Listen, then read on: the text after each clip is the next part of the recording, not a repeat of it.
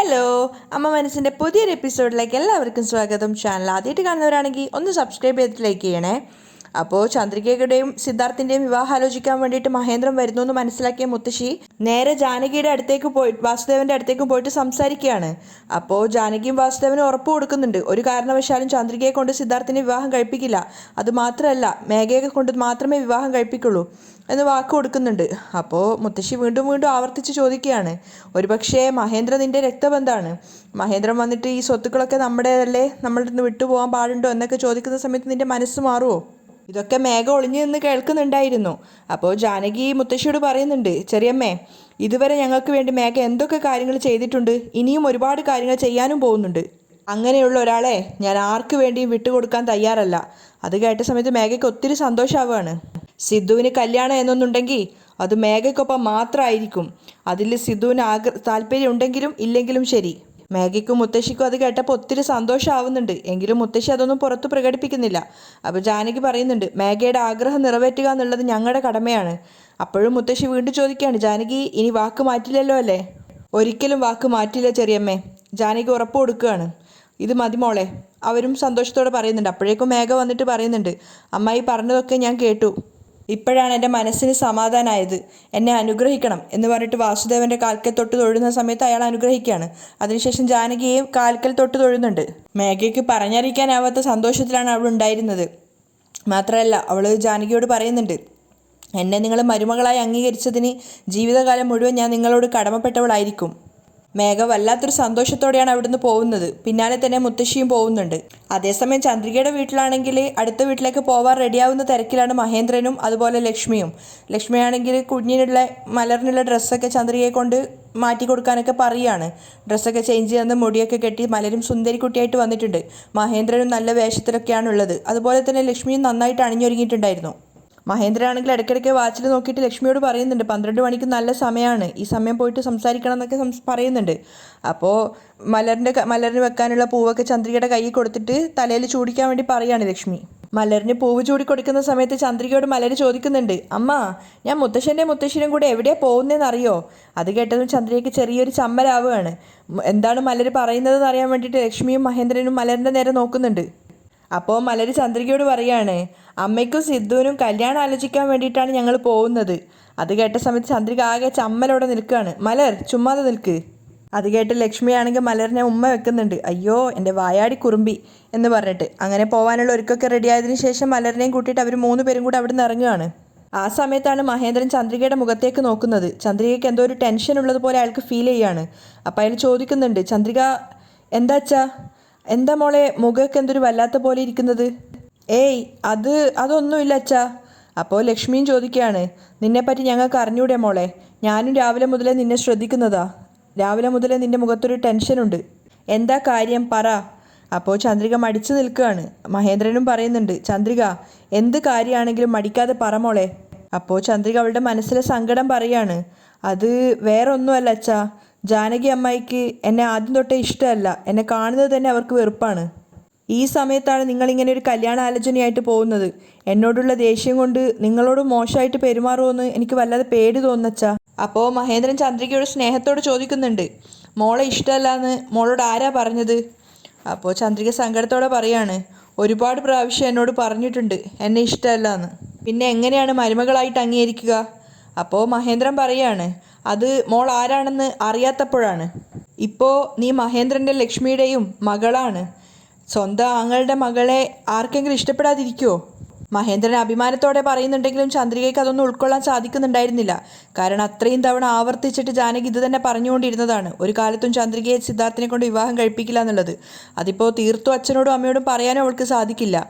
അപ്പോൾ മഹേന്ദ്രൻ ചന്ദ്രികയോട് പറയുന്നുണ്ട്, നിന്നെപ്പോലൊരു മരുമകളെ കിട്ടാൻ ജാനകി ഭാഗ്യം ചെയ്യണം. അവർക്ക് ചന്ദ്രികയുടെ മേലുള്ള ആ ഒരു വിശ്വാസവും സ്നേഹവും കരുതലും ഒക്കെ അത്രത്തോളം ഉണ്ടായിരുന്നു. അപ്പോൾ അയാൾ ലക്ഷ്മിയോട് ചോദിക്കുന്നുണ്ട്, ഞാൻ പറഞ്ഞത് ശരിയല്ലേ ലക്ഷ്മി? തീർച്ചയായിട്ടും. അവരെ നിരുത്സാഹപ്പെടുത്തണ്ടെന്ന് കരുതിയിട്ട് ചന്ദ്രിക കൂടുതലായിട്ടൊന്നും പറയുന്നില്ല. പക്ഷെ അപ്പോഴും അവൾക്ക് അറിയായിരുന്നു ജാനകി ഈ ഒരു വിവാഹത്തിന് സമ്മതിക്കില്ല എന്നുള്ളത്. മാത്രമല്ല മഹേന്ദ്രൻ ചന്ദ്രികയോട് പറയുന്നുണ്ട്, ചന്ദ്രിക ഞങ്ങൾ പോയിട്ട് നിൻ്റെയും സിദ്ധുവിൻ്റെയും വിവാഹം ആലോചിച്ചിട്ട് നാളെ കുറിച്ചിട്ടാണ് വരിക. നീ ആവശ്യമില്ലാതെ മനസ്സിൽ ഓരോന്ന് ചിന്തിച്ചിട്ട് വിഷമിക്കേണ്ട. ശരിയച്ചാ, ചന്ദ്രികയെ സമ്മതിക്കുകയാണ്. അപ്പോൾ ലക്ഷ്മി മകളോട് യാത്ര പറയുന്നുണ്ട്. ശരി, ഞങ്ങൾ പോയിട്ട് വരാം. ശരി അമ്മ, ഞാനും പോയിട്ട് വരാം. മലരും യാത്ര പറഞ്ഞ് ഇറങ്ങുകയാണ്. അതേസമയം വീട്ടിലാണെങ്കിൽ വാസുദേവനും അതുപോലെ ജാനകിയും ആര്യതൊക്കെ കൂടി ഇരുന്നിട്ട് സംസാരിക്കുകയാണ്. ആ സമയത്താണ് അനാറിൻ്റെ ജ്യൂസുമായിട്ട് മേഘ അങ്ങോട്ടേക്ക് വന്നത്. പക്ഷേ ജാനകിക്ക് മാത്രം ഒരു കാസ് കൊടുത്തുകൊണ്ട് പറയുന്നുണ്ട്, അമ്മായി നിങ്ങൾക്ക് വേണ്ടിയിട്ട് ഞാൻ അനാറിൻ്റെ ഉറുമാമ്പഴത്തിൻ്റെ ജ്യൂസ് ഉണ്ടാക്കിയിട്ട് കൊണ്ടുവന്നതാണ്. താങ്ക് യു മേഘ. ജാനകി സ്നേഹത്തോടെ അത് വാങ്ങിക്കുകയാണ്. മേഘ അടുക്കളയിലേക്ക് പോകാൻ നോക്കിയപ്പോൾ വാസുദേവൻ തമാശയായിട്ട് പറയുന്നുണ്ട്, എന്താ മേഘ, അമ്മായിയമ്മയെ മാത്രമേ പരിഗണിക്കുള്ളൂ, അമ്മായിയപ്പനെ വേണ്ടേ? അപ്പോൾ സ്നേഹത്തോടെ മേഘ പറയുന്നുണ്ട്, അങ്കിൾ നിങ്ങൾക്ക് കോഫിയല്ലേ ഇഷ്ടം, ഒരു മിനിറ്റ് ഞാനിപ്പോൾ എടുത്തിട്ട് വരാം. ഏയ് ഞാൻ വെറുതെ പറഞ്ഞതാ. വാസുദേവൻ അവളോടുള്ള വാത്സല്യത്തോടെ പറയാണ്, നീ അമ്മായിയെ നന്നായിട്ട് നോക്കിയാൽ മതി മോളെ, എനിക്കത് മതി. അതിനീ പ്രത്യേകിച്ച് അങ്കിൾ പറയണോ? എൻ്റെ അമ്മായിയെ എങ്ങനെ നോക്കണമെന്ന് എനിക്ക് നന്നായിട്ട് അറിയാം. മേഘയും വല്ലാത്ത സ്നേഹത്തോടെയാണ് സംസാരിക്കുന്നത്. അത് കേട്ട് ജാനകിയും വാസുദേവനും അതുപോലെ ആരതിയൊക്കെ ചിരിക്കുന്നുണ്ട്. മുത്തശ്ശിക്കാണെങ്കിൽ മേഘയുടെ കൗശലം നന്നായിട്ട് അറിയായിരുന്നു. അപ്പോൾ ആരതി തമാശയായിട്ട് പറയുന്നുണ്ട്, അയ്യോ മതി മതി, നീ നിൻ്റെ അമ്മായിക്ക് നന്നായിട്ട് ഐസ് വെച്ചിട്ട് എനിക്ക് തന്നെ തണുക്കുന്നുണ്ട്. അത് കേട്ട് എല്ലാവരും ചിരിക്കുകയാണ്. മേഘയും ആ ചിരിയിൽ പങ്കുചേരുന്നുണ്ട്. പിന്നെ നാണം കൊണ്ട് അവൾ അവിടുന്ന് വേഗം പോവുകയാണ്. അതേസമയം ചന്ദ്രികയുടെ വീട്ടിൽ നിന്നും മുറ്റത്തേക്ക് ഇറങ്ങി വന്നിട്ടുണ്ടായിരുന്നു ലക്ഷ്മിയും മഹേന്ദ്രനും മലരും ഒക്കെ. അപ്പം മുന്നിലിരുന്നിട്ട് പ്രിയ കളിച്ചുകൊണ്ടിരിക്കുകയാണ്. പ്രിയ നോക്കുന്ന സമയത്ത് ചന്ദ്രികയോട് യാത്ര പറഞ്ഞിട്ട് അവർ 3 പേരും വീട്ടിലേക്കാണ് വരുന്നതെന്ന് അവൾക്ക് മനസ്സിലായി. അതുകൊണ്ട് തന്നെ വേഗം അകത്ത് പോയിട്ട് അവൾ എല്ലാവരോടും പറയുന്നുണ്ട്, മുത്തശ്ശി, മഹേന്ദ്രൻ മുത്തശ്ശനും ലക്ഷ്മി മുത്തശ്ശിയും നമ്മുടെ വീട്ടിലേക്ക് വരുന്നുണ്ട്. അത് കേട്ട സമയത്ത് എല്ലാവരുടെയും മുഖത്തൊരു ദേഷ്യം നിറയാണ്, ഗൗരവം നിറയാണ്. അപ്പോൾ മുത്തശ്ശി ജാനകിയോട് പറയുന്നുണ്ട്, ജാനകി, മഹേന്ദ്രൻ ചന്ദ്രികയുടെയും സിദ്ധുവിൻ്റെയും കല്യാണാലോചനയ്ക്കുള്ള കാര്യം പറയാനായിരിക്കും വരുന്നത്. ഓ, അതിനാണോ വരുന്നത്? വരട്ടെ, അവർക്ക് ശരിക്കുള്ള മറുപടി എന്താ കൊടുക്കണ്ടേന്ന് എനിക്ക് നന്നായിട്ട് അറിയാം. വാസുദേവൻ അത്രയ്ക്ക് ദേഷ്യം ഉണ്ടായിരുന്നു. അപ്പോൾ ജാനകി ഭർത്താവിനോട് പറയുന്നുണ്ട്, ഏട്ടാ ദേഷ്യം പിടിക്കാതെ ഒന്ന് സമാധാനമായിട്ടിരിക്കൂ. ഏട്ടനോട് മര്യാദയില്ലാത്ത രീതിയിൽ മോശമായിട്ടൊന്നും സംസാരിക്കരുത്, ഞാൻ സംസാരിച്ചോളാം. വാസുദേവനും അത് കേട്ടപ്പോൾ ഒന്നും മിണ്ടുന്നില്ല. അപ്പോൾ മുത്തശ്ശി മനസ്സിൽ ചിന്തിക്കുന്നുണ്ട്, ഇതെന്താ ജാനകിയുടെ സംസാരത്തിലൊക്കെ ഒരു മാറ്റം ഉള്ളതുപോലെ. ഒരുപക്ഷെ ഏട്ടനെ കാണുന്ന സമയത്ത് അവൾ നമ്മളെ മറക്കുമോ? വീണ്ടും അവർ ജാനകിയോട് പറയുന്നുണ്ട്, ജാനകി, ഞാൻ പറഞ്ഞത് മനസ്സിലുണ്ടാവണം.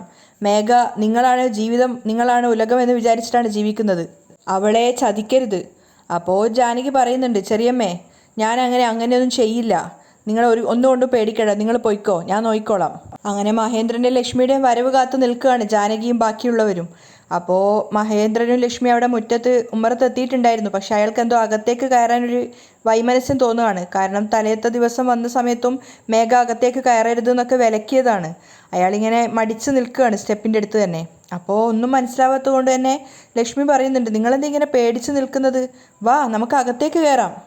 പക്ഷെ അപ്പോഴും മഹേന്ദ്രൻ അകത്തേക്ക് കയറാൻ എന്തോ ഒരു വൈമനസ്യം. അങ്ങനെ ഇറങ്ങി വന്നൊരു വീട്ടിൽ വീണ്ടും കയറുക എന്നുള്ളത് അയാൾക്ക് എന്തോ ഒരു വല്ലാത്തൊരു ബുദ്ധിമുട്ടായി തോന്നുകയാണ്. അപ്പോൾ മലരും പറയുന്നുണ്ട്, മുത്തശ്ശ വാ അകത്തേക്ക് പോവാം. അയാൾ വല്ലാത്തൊരു വിഷമത്തിൽ നിൽക്കുന്ന കണ്ടപ്പോൾ ലക്ഷ്മി സമാധാനിപ്പിക്കാൻ വേണ്ടി പറയുന്നുണ്ട്, ഏട്ടാ ഇത് നിങ്ങളുടെ വീടാണ്, അകത്തേക്ക് പോകുന്നത് നിങ്ങൾ എന്തിനാ ഇങ്ങനെ ആലോചിച്ചുകൊണ്ടിരിക്കുന്നത്? അതിന് മറുപടിയൊന്നും പറയുന്നില്ലെങ്കിലും മഹേന്ദ്രൻ്റെ മുഖത്ത് വല്ലാത്തൊരു സങ്കടം ഉണ്ടായിരുന്നു. വാ അകത്തേക്ക് പോവാം, ലക്ഷ്മി വീണ്ടും പറയാണ്. അപ്പോഴും മഹേന്ദ്രൻ ഒന്നും പറയാതെ തലതാഴ്ത്തി നിൽക്കുന്നുണ്ട്. അപ്പോഴാണ് മുത്തശ്ശൻ അങ്ങോട്ടേക്ക് വരുന്നത്. പെട്ടെന്ന് ലക്ഷ്മിയെയും മഹേന്ദ്രനെയൊക്കെ പുറത്ത് കണ്ടപ്പോൾ അയാൾക്ക് വല്ലാത്ത സന്തോഷം തോന്നുകയാണ്. അദ്ദേഹം വേഗം മഹേന്ദ്രൻ്റെ ലക്ഷ്മിയുടെ അടുത്തേക്ക് വന്നിട്ട് വിളിക്കുന്നുണ്ട്, മഹേന്ദ്ര, എന്താ ഇവിടെ പുറത്തു തന്നെ നിൽക്കുന്നത്, വാ അകത്തേക്ക് വാ.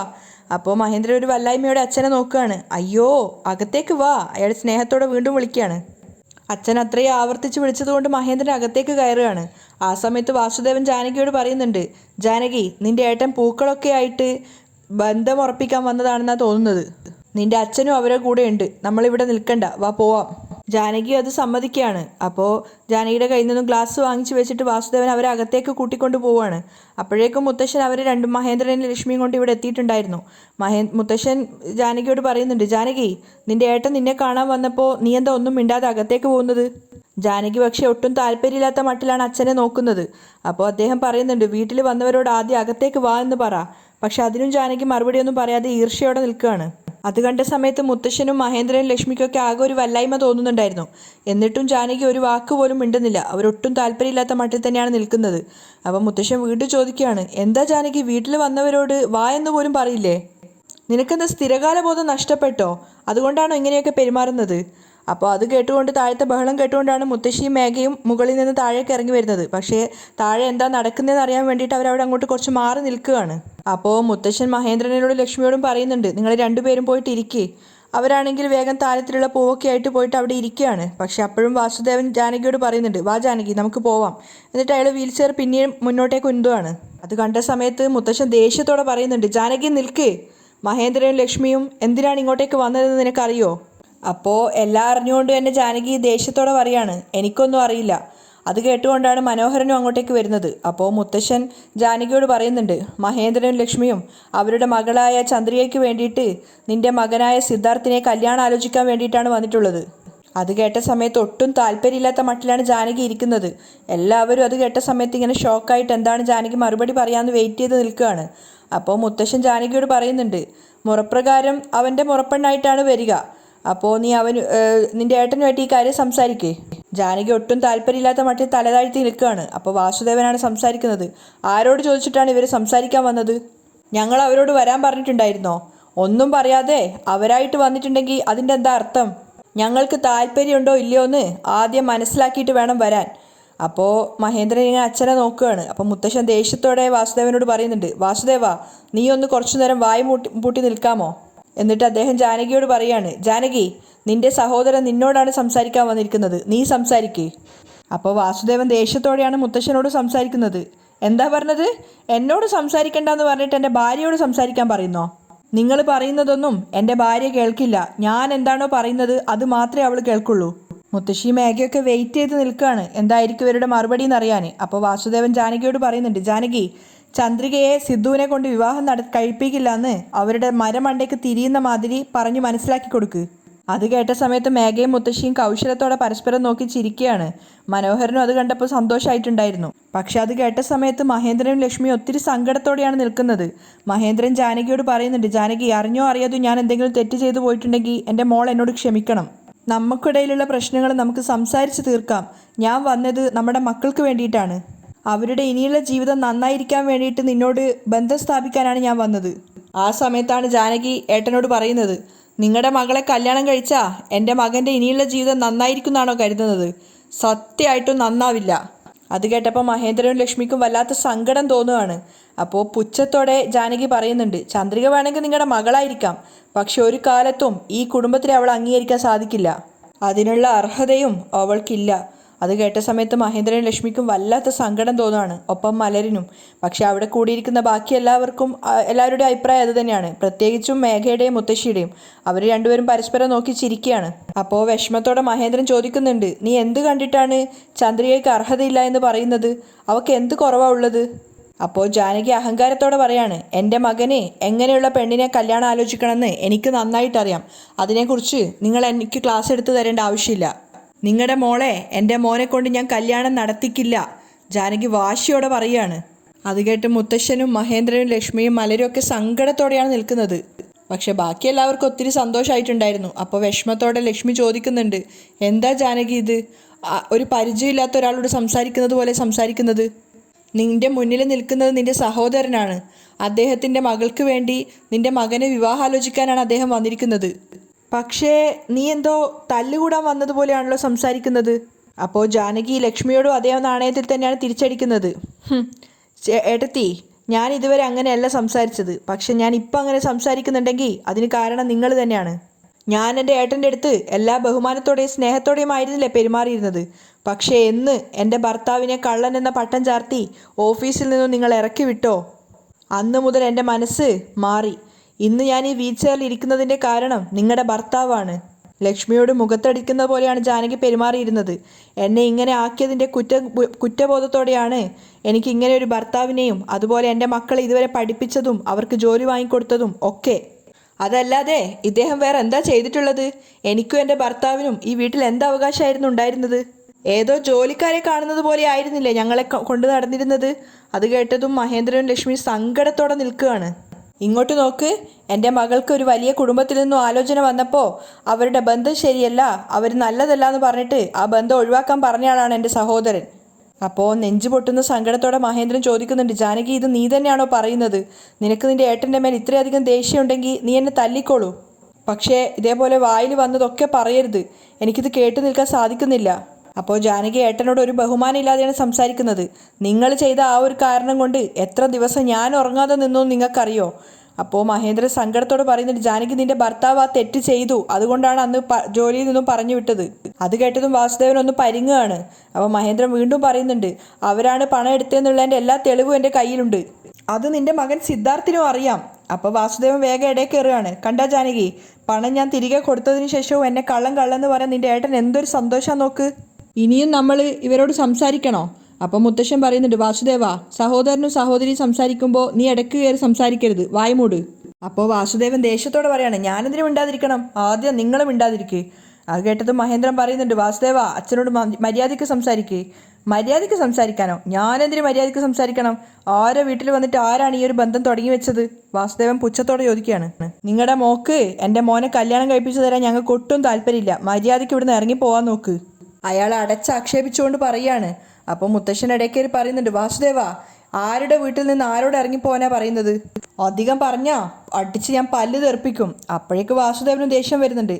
പല്ല് തെറിപ്പിക്കുന്നോ? ആരുടെ പല്ല് തെറിപ്പിക്കുന്നു പറഞ്ഞിട്ട് അയാൾ മുത്തശ്ശന് നേരെ ദേഷ്യത്തോടെ പോവാണ്.